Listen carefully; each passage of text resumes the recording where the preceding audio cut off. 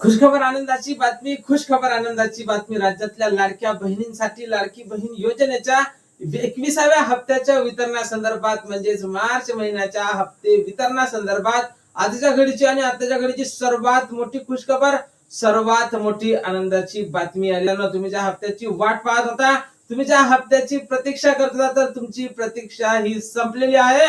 हप्ते वितरणाचा GR हा प्रसिद्ध करण्यात आलेला आहे. त्यामुळे लाडक्या बहिणींनो, तुमच्यासाठी मार्च महिन्याच्या हप्ते वितरणाचा मार्ग आता मोकळा झालेला आहे. आणि ही आजच्या घडीची सर्वात मोठी खुशखबर, सर्वात मोठी आनंदाची बातमी सर्वप्रथम तुम्हाला आपल्या चॅनलवर पाहायला मिळालेली आहे. तुमची प्रतीक्षा आता संपलेली आहे. हप्ते वितरणाचा GR हा प्रसिद्ध करण्यात आलेला आहे आणि लाडक्या बहिणींना आता लवकरच या हप्त्याचं वितरण सुद्धा होणार आहे. 30 तारखेपर्यंत, जवळपास 30 तारखेपर्यंत या हप्त्याचं वितरण होणार आहे. या मागच्या हप्त्याप्रमाणेच या हप्त्याला सुद्धा विलंब झालेला आहे.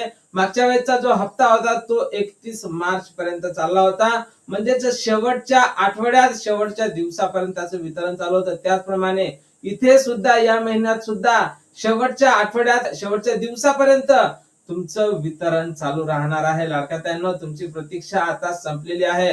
आतापर्यंत लाडक्या बहिणी प्रत्येक व्हिडिओच्या कमेंट बॉक्स मध्ये कमेंट करून एकच प्रश्न विचारत होत्या की महिना संपलेला आहे, त्यानंतर दुसऱ्या महिन्याचे सुद्धा आता 20-22 दिवस संपून राहिले, तरी सुद्धा हप्ते वितरणासंदर्भात कसलीही अपडेट आली नाही. आम्ही आमच्या परीने रोज वरिष्ठांकडून माहिती घेण्याचा प्रयत्न करत होतो, नवीन सूत्रांकडून माहिती काढण्याचा प्रयत्न करत होतो, पण आम्हाला सुद्धा वरिष्ठांकडून काही माहिती येत नव्हती.